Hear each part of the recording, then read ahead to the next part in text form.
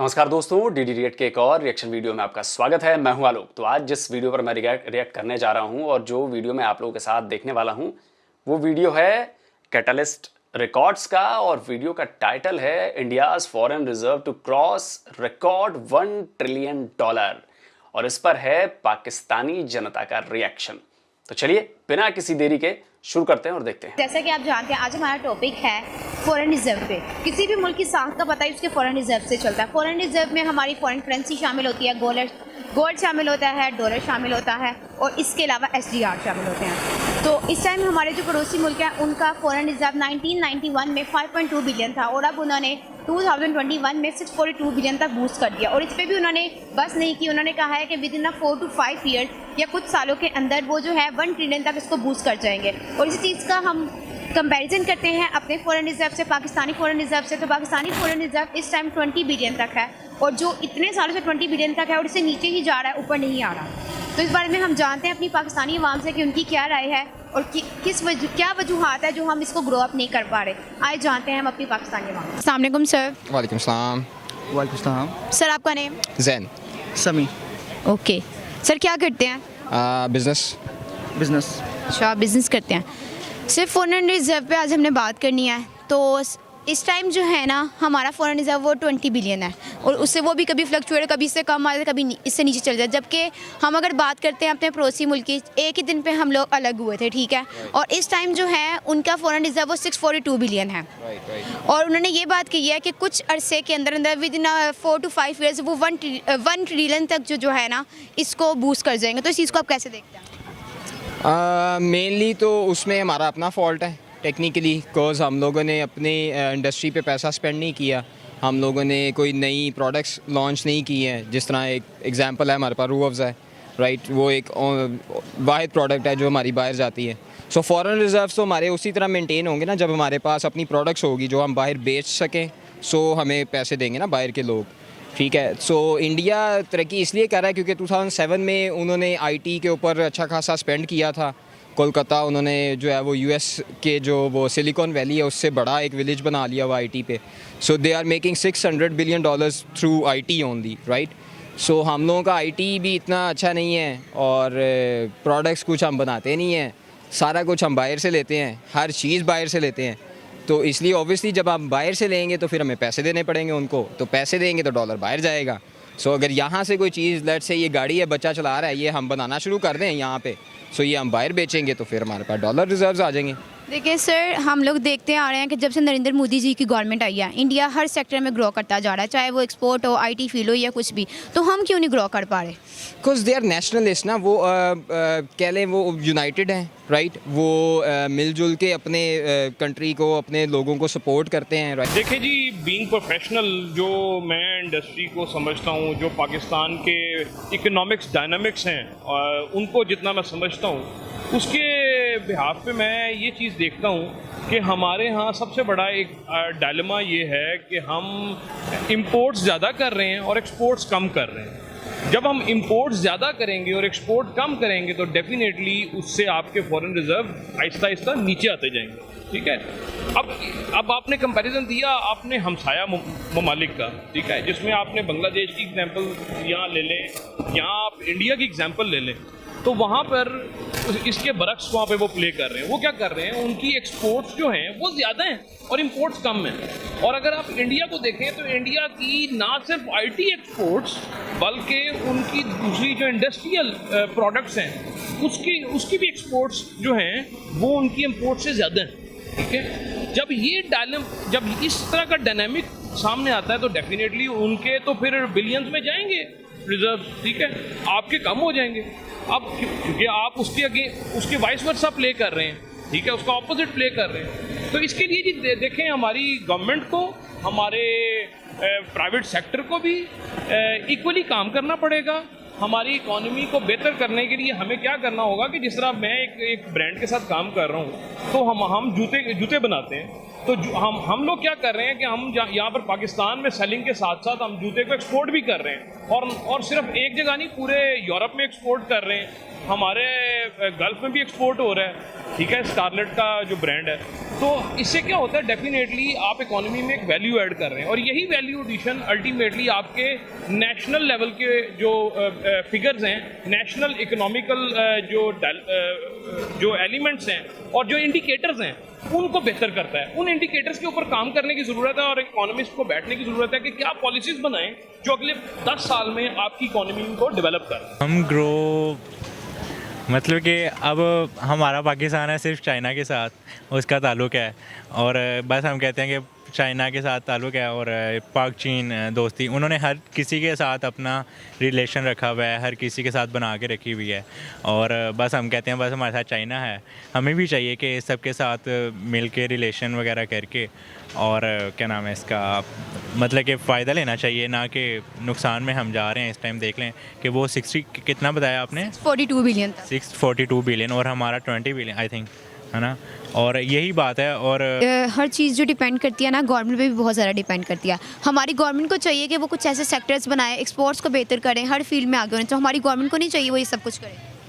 जी बिल्कुल चाहिए गवर्नमेंट को, गवर्नमेंट ही लेके जाएगी आगे हमें, क्योंकि गवर्नमेंट नहीं, उन जो दूसरे ममालिक हैं उनके साथ के रिलेशन वगैरह बनाने हैं, हमने तो नहीं बनवाने ना, उन्होंने ही बनवाने हैं। उनको चाहिए कि इसके ऊपर काम करें और हम तरक्की करें, आगे भी पाकिस्तान का नाम और रोशन हो। सो दैट्स ऑन अस, ठीक है, हमने ही जो है वो ख़ुद को बेहतर करना है। बाकी अमीर पाकिस्तान सिर्फ एक ही तरीके से हो सकता है, अगर यहाँ के लोग जो हैं वो बिज़नेस करें, ट्रेड करें, नई चीज़ें लेके आएँ मार्केट में, जो बाहर बिकें इनकी चीज़ें। सो उसके अलावा तो और कोई सोल्यूशन नहीं है। तो सर हमारी गवर्नमेंट को भी तो चाहिए वो इस सब में कुछ करे, वो क्यों नहीं करी? गवर्नमेंट सिर्फ फैसिलिटेट कर सकती है, वो इसलिए नहीं करते क्योंकि उनको परवाह ही नहीं है। बिकॉज ऑब्वियसली आप जिन बंदों को गवर्नमेंट में लेके आते हैं, उन सब की फैमिलीज़ और उनके बच्चे तो बाहर होते हैं ना, वो खुद पढ़ने भी बाहर जाते हैं, वो बाहर से पढ़ के आते हैं। सिंपल है, यहाँ पे किसी बंदे को अच्छा एजुकेटेड बंदा हो, उसको जॉब मिल जाती है, बट इतनी हाईली पेड नहीं मिलती। सेम क्वालिफिकेशन का बंदा अगर वो बाहर से पढ़ के आएगा तो आप उसे हाईली पेड कंसिडर करेंगे ना, कि यार इसको मतलब so that's the only thing. हम प्रेफर करते हैं बाहर के लोग, हमें अच्छे लगते हैं ज़्यादा। और एक चीज़ तो ये भी है ना कि भाई अगर इंपोर्ट्स नहीं होंगे तो बाकी जो बीच में डॉलर्स काट के जेब में रखे जाते हैं वो कहाँ से होगा। अगर लोकल चीज़ें मैन्युफैक्चर होने लगेंगी तो उससे हिसाब से तो कमाई नहीं होगी ना जर्नलों की, जो जैसे ही रिटायर होते हैं वैसे ही कभी लंदन में तो कभी कनाडा में जाके अपना आराम से, मतलब ज़्यादातर यूके में शानदार कोठियों में रहते हैं, उनके बच्चे तो बाहर ही पढ़ते हैं। तो आप सोचिए कि कितने पैसे खर्च होते हैं बाहर पढ़ाने में, और तब भी उनके पास पैसों की कमी नहीं होती। और बात करते हैं ऐसे, देखिए एक्सपोर्ट हमने बढ़ाया है और हम लगातार बढ़ाएंगे, और इसलिए बढ़ा रहे हैं क्योंकि हमें आत्मनिर्भर बनना है, हमें दूसरों पे डिपेंडेंसी ख़त्म करनी है। और भारत ने ये सोच लिया है, भारत की लीडरशिप ने सोच लिया है। अच्छा, ये आज से नहीं हो रहा है, पिछले 5-7 साल 10 साल में ये इसमें तेज़ी आई है, लेकिन ये काम हो रहा है पिछले 75 साल से। अगर आप लोग जाके कुछ पढ़ाई लिखाई अगर कर पाएँ, गूगल पे सर्च कर पाएँ, तो आप लोग जाके सर्च करो, जब हम आज़ाद हुए थे अंग्रेज़ों के पास से, तो हमारे पास अनाज इतना पैदा नहीं होता था, हमें इंपोर्ट करना पड़ता था, गेहूं, चावल, दालें। हमारे पास डेयरी उत्पाद, दूध इतना उत्पादन नहीं होता था, हमें बाहर से खरीदना पड़ता था, पैसे लगते थे उसमें, चाहे वो इंडस्ट्रियल दूसरी चीज़ें हों। लेकिन उसके बाद भारत ने ये तय किया कि हमें धीरे धीरे ही सही, रफ्तार स्लो थी क्योंकि हमें बहुत ज़्यादा मदद भी नहीं मिली, तब भी उसके बावजूद हमने अपने आप को अपने पैरों पर खड़ा किया। अनाज उत्पादन में, डेयरी उत्पादन में, तेलों के उत्पादन में, और भी बहुत सारी चीज़ें हैं। इंडस्ट्रियल ग्रोथ हमने बढ़ाई, हमने लोगों के लिए रोज़गार के नए अवसर पैदा किए, हमने आईटी पे काम किया। आईटी पे अभी जो हो रहा है वो आप देख रहे हो, ये 1-2 दिन में नहीं होता, इसकी सालों पहले प्लानिंग की गई थी, सालों पहले इसकी प्लानिंग की गई थी, तब जाकर आज उसका नतीजा मिल रहा है हमें। ट्विटर के जो सीईओ हैं वो भी इंडियन बन गए हैं। अच्छा, मुझे पता चला कि कई पाकिस्तानी उन्हें साउथ एशियन रीजन का बता रहे हैं, सीधे पाकिस्तानी नहीं, सीधे भारतीय नहीं बता रहे हैं, क्योंकि भाई इज्जत खराब होगी। अब आप देखिए, सबसे बड़ी जो टेक कंपनियां हैं, गूगल जो अल्फाबेट की कंपनी है, अल्फाबेट के सीईओ कौन है? सुंदर पिचाई, भारतीय। माइक्रोसॉफ्ट दुनिया की बहुत बड़ी कंपनी है जिसने कंप्यूटर आपके सामने लेकर आया, जिन्होंने कंप्यूटर की परिभाषा बदल दी, पर्सनल कंप्यूटर आपके घर घर तक पहुंचा दिया। उसके चीफ कौन है? सीईओ सत्या नडेला। आप ट्विटर के अब हो गए पराग अग्रवाल। आप उसमें एक और टेक कंपनी है, कई सारी हैं, मतलब मेरे पास तो 10-11 की अभी पढ़ रहा था मैं कहीं पे, अब सारे के नाम याद नहीं आ पा रहे हैं। वो एक हरमन इंटरनेशनल के भी हैं, वो भी हैं आपके, और भी कई सारी कंपनीज है यार, अब एग्जैक्ट नाम मुझे फौरन से याद नहीं आ रहा है। तो करीब करीब 12-13 जो सिलिकॉन वैली की 10-12-15 सबसे बड़ी कंपनीज हैं, उसके सीईओ भारतीय हैं। आप जो गूगल पे डेटा यूज कर रहे हो, सारा डेटा एक भारतीय हैंडल कर रहा है, भारत के पास है, वो भारतीय के पास डेटा है। आप समझ रहे हो ये क्या होने वाला है आगे आने वाले कुछ सालों में, आपको अंदाजा नहीं है। और इसी बात को एक स्ट्राइप कंपनी है, उसके सीईओ हैं शायद या फाउंडर हैं, उन्होंने ट्वीट करके कहा कि भाई देखिए, गूगल हो, माइक्रोसॉफ्ट हो, और भी कई सारी कंपनीज के उन्होंने नाम लिए, ट्वीट किया कि देखिए भारतीय हर जगह हैं। और उन्होंने अमेरिका के परिप्रेक्ष्य से किया था कि देखिए अमेरिका जो है वो इमिग्रेंट्स को कितने मौके देता है। उसके नीचे दुनिया के सबसे अमीर आदमियों में से एक जो टेस्ला कंपनी के मालिक हैं, एलन मस्क, उन्होंने पता है ट्वीट में क्या कहा कि अमेरिका जो है वो भारतीयों से बहुत फायदा मिल रहा है उसे। आप सोचिए, दुनिया का बड़ा से बड़ा बिजनेसमैन हो, दुनिया के बड़े से बड़े अमीर आदमी हो, बिना भारतीय के नहीं रह सकता।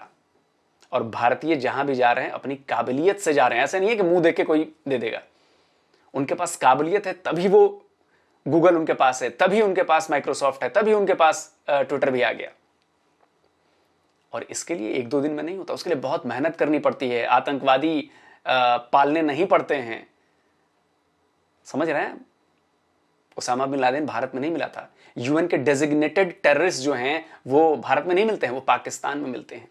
सेफ हेवंस कहा जाता है पाकिस्तान को आतंकवाद के लिए। तो आप अपने गिरेबा में झांकेंगे नहीं, आप जो कर रहे हो उस पर आप बात करोगे नहीं, और फिर बात करोगे यार इंडिया तो बढ़ रहा है, इंडिया तो बढ़ रहा है। इंडिया ऐसे नहीं बढ़ रहा है। इंडिया अपनी मेहनत, अपनी काबिलियत, अपनी सोच और अपनी परंपराओं, अपनी संस्कृति, इसके डीएनए में जो इन्वेंशन करने की चीजें और नई नई ज्ञान विज्ञान की चीजें सीखने की है ना, उसकी वजह से हो रहा है। पढ़िएगा कभी इंडियन स्क्रिप्चर्स के बारे में, तब आपको समझ में आएगा कि इंडियंस क्यों इतना आगे बढ़ रहे हैं और आप क्यों इतने पीछे जा रहे हो।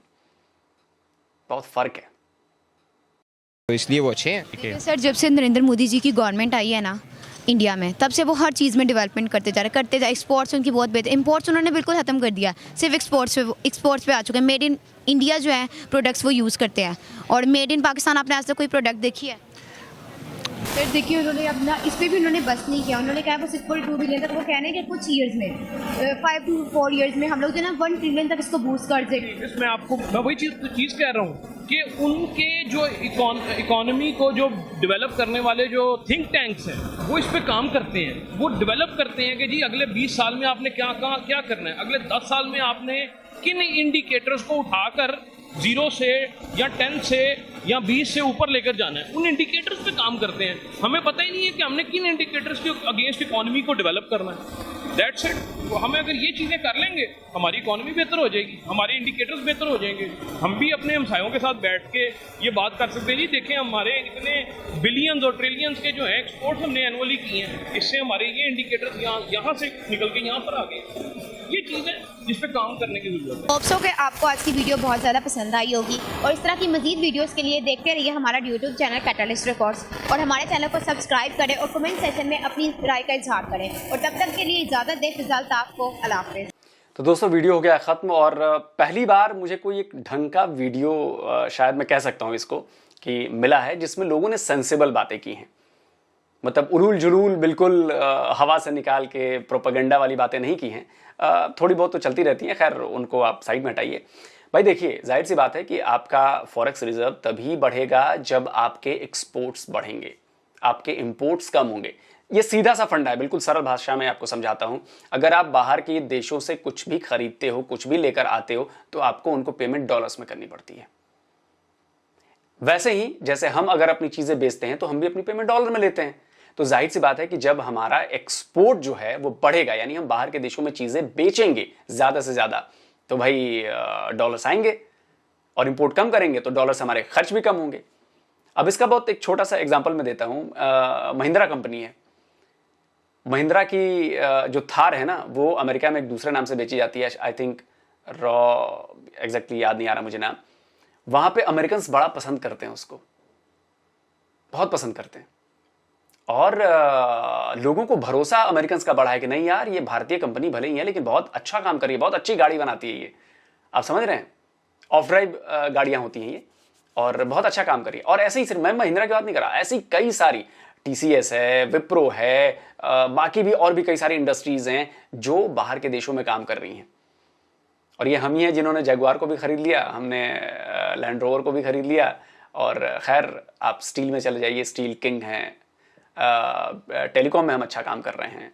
तो हर सेक्टर में हमने काम किया है पिछले कुछ सालों में, और उसी का नतीजा अभी दिख रहा है। मैं आपको फिर कहूंगा कि एक दिन का काम नहीं है। और कभी भी हमारा शेयर बाजार देखिए कहां पर पहुंचा हुआ है। कोरोना में इतनी बुरी हालत थी सारी दुनिया की, लेकिन जब हमारी इकोनॉमी ने बाउंस बैक किया, वापसी के ट्रैक पकड़ा, तो सबसे तेज है, 20% से भी ज्यादा है। और किसी देश ने नहीं किया, दुनिया के किसी देश ने ऐसा नहीं किया। तो आप समझ रहे हैं कि पोटेंशियल हमारी कितनी है। लेकिन आप लोगों को यह बात समझ में नहीं आ रही है, और यह बात आप लोग को आज नहीं, 15-20 साल बाद आप देखिएगा कि भारत कहां पर होगा। अभी से देखना शुरू कर लीजिए, अभी से दिख रहा होगा आपको। लेकिन आप लोग मानेंगे नहीं, आप लोग तो अलग ही ट्रैक पकड़े हुए हैं। मैं तो फिर कहूंगा कि भैया अपने मुल्क की बेहतरी के लिए सोचिए, छोड़िए भारत से दुश्मनी, अपने मुल्क की बेहतरी के लिए सोचिए। अपने लिए लैब्स मांगिए सरकार से, अपने लिए नई एजुकेशन पॉलिसी मांगिए सरकार से, अपने लिए नई बिजनेस पॉलिसी मांगिए सरकार से। अब बताइए, अभी मैंने खबर पढ़ी कि कोरोना फंड में भी 40 बिलियन का घपला कर दिया लोगों ने, खा गए पैसे आपके यहाँ के लोगों ने। बताइए कितनी बेशर्मी वाली बात है। इमरान खान को कहना पड़ रहा है कि भैया ये तो देखो ना घोटाला हो गया। तो किसने खाया होगा? इमरान खान के मंत्रियों ने नहीं खाया होगा। बड़े भोले हैं इमरान खान। खैर कुछ कर नहीं सकते क्योंकि सेना की कठपुतली हैं और पैसे खाए गए हैं, सेना के इशारे पर खाए गए हैं।